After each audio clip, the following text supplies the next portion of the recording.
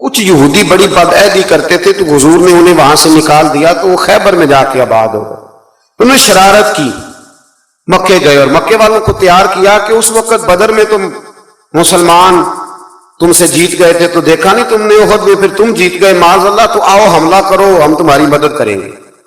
ابو سفیان کو تیار کیا اور کئی لوگوں کو تیار کیا, اور پھر بنو غطفان ایک قبیلہ تھا اس کو بھی ساتھ ملایا, کچھ اور قبیلوں کو ساتھ ملایا, تو تقریباً 10-12 ہزار کا لشکر لے کر انہوں نے مدینے پہ حملہ کیا, تیاری کی. نبی کریم علیہ السلام نے صحابہ کو مشورے کے لیے بلایا, بھائی خبر ملی ہے وہ تو آ رہے ہیں 10,000 کا لشکر لے کے, کیا کرنا ہے؟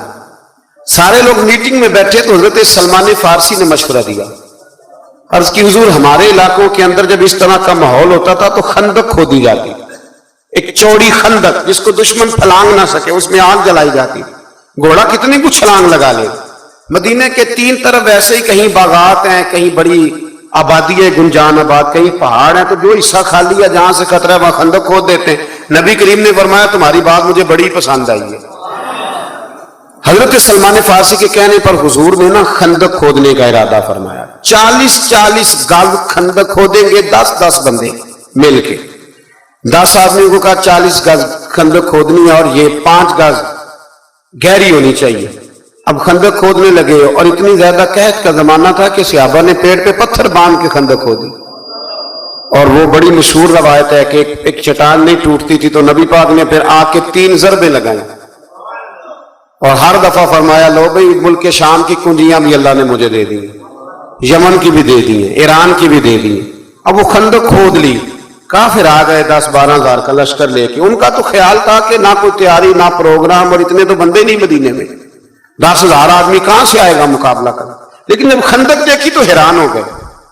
اب خندق کے اس پار انہوں نے خیمے لگا لیے, اس پار مسلمان تھے. ایک جگہ سے تھوڑی سی خندق جو تھی وہ کم چوڑی تھی, تو وہاں سے عمر بن عبد ود بہت بڑا پہلوان تھا, بہت بڑا, یہ جنگ بدر میں زخمی ہوا تھا تو بھاگ گیا تھا. اس نے قسم اٹھائی تھی کہ اتنی دیر تک سر میں تیل نہیں لگاؤں گا, اتنی دیر معاذ اللہ مسلمانوں سے بدلہ نہیں لے لوں گا.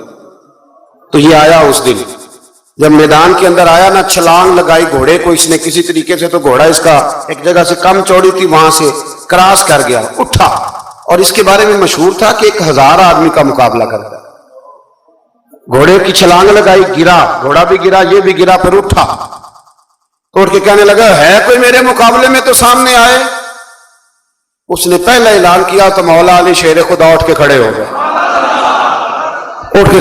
فرمایا میں کرتا ہوں. حضور نے فرمایا علی ٹھہر جائیے, عمر بن عبد ود ہے, 1000 کے مقابلے میں لڑتا ہے. عرض کی حضور میں بھی تو اسد اللہ ہوں نا, لڑتا ہے تو پھر کیا ہوا, دیواریں ہلتی رہتی ہیں اور در کانپ جاتا ہے. علی کا نام سن کے اب بھی خیبر کانپ جاتا ہے, مجھے جانے دے. جب تیسری دفعہ وہ پکارا تو حضرت علی کہنے لگے حضور بس کریں, اب تو حد ہو گئی, میں ضرور جاؤں گا. حضور نے اپنے دست مبارک سے ذوالفقار حیدری عطا فرمایا.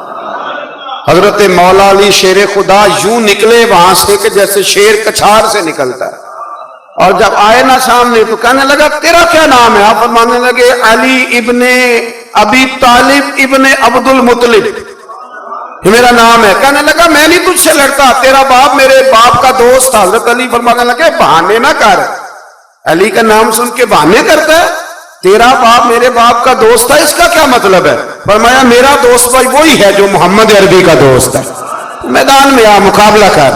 اس کو بات سن کے اتنا غصہ آیا, کہنے لگا پھر تم لڑو گے؟ حضرت علی فرمانے لگے سنا ہے تو 2 باتوں میں سے ایک قبول کر لیا کرتا ہے, کیونکہ میں نے بھی پہلوانوں کی ساری باتیں سنی ہیں. تو کہنے لگا وہ کیا؟ حضرت علی فرمانے لگے سنا ہے تو 2 میں سے ایک قبول کر لیتا ہے. فرمایا ہاں. کہنے لگے پھر 2 ہی باتیں ہیں, یا اسلام قبول کر لے یا میدان میں آ جا, ایک رکھ لے. کہنے لگا وہ تو نہیں میں قبول کرتا. حضرت علی فرمانے لگے پھر ڈر نہ, سامنے آ. اس نے بڑی زور سے حملہ کیا حضرت علی پہ, بڑی زور سے.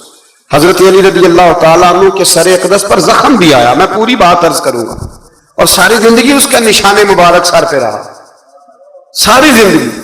تو جب اس نے حملہ کر لیا تو پھر حضرت علی نے بغیر بتائے حملہ نہیں کیا. فرمانے لگے بھئی تیری باری ختم ہو گئی یا میری باری ہے؟ ذرا سنبھل کے رہنا, علی آنے لگا ہے. میں پشت پہ وار نہیں کرتا, میں بتا کے آیا کرتا ہوں. انا اسد اللہ و رسول, میں اللہ کا بھی شیر ہوں, رسول اللہ کا بھی شیر ہوں. फरमाया जरा तैयारी कर ले। हजरत अली ने एक ही जरब लगाई, एक ही। तो सहाबा किराम फरमाते हैं जब दोनों गुत्थम गुत्था हुए तो रेत इतनी उड़ी कि कुछ समझ नहीं आ रहा था। फरमाते हैं लोग आंखें खोल के देख रहे थे, और जब रेत छटी ना तो कहते हैं वो जमीन पे पड़ा था, उसके दो टुकड़े थे और अली शेर खुदा उसकी छाती पे खड़े थे।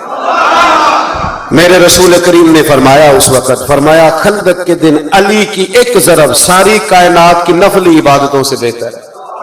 सारी दुनिया की नफली इबादतों से मौला अली की वो जरब बेहतर। एक महीने तक काफिरों ने वहां खेमे लगाए रखे। एक दफा हजरत अली ने एक बंदा काटा, फिर दोबारा जुर्रत कोई नहीं की किसी ने आगे आने की, ना किसी ने बताया कि वहां से है रास्ता निकल जाओ, कोई आया नहीं। फिर अल्लाह ने फजल फरमाया, इसका यहां अल्लाह ने आयत नंबर 8 से आगे जिक्र फरमाया। यहां फिर अल्लाह ने फजल फरमाया, उनके खेमे लगे थे, ठंड बड़ी थी तो रब करीम ने हवा भेजी, ठंडी हवाएं चली, आंधी आई, खेमे उखड़ गए, जानवर उनके रस्से तोड़ा के भाग गए। अबू सुफियान कहने लगा भाई बात यह है कि महीना हो गया हमें यहां, ना वो हमारे काबू आए, ना कोई बात मसले का हल हुआ। अब ये जो तूफान है ना, इसमें मैं तो नहीं रह सकता, तुमने रहना तो रहो।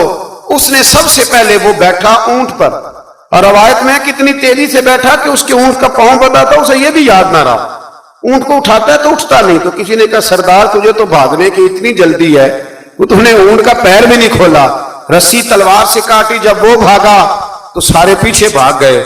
मेरे हबीब फरमाने लगे देखो रब करीम ने हमें बगैर जंग के ही फतह अता फरमा दी। उस सारी जंग के अहवाल इस पारे के अंदर रब करीम ने बयान फरमाया। इसको जंगे आजाद भी कहते हैं और जंगे खंदक भी कहते हैं।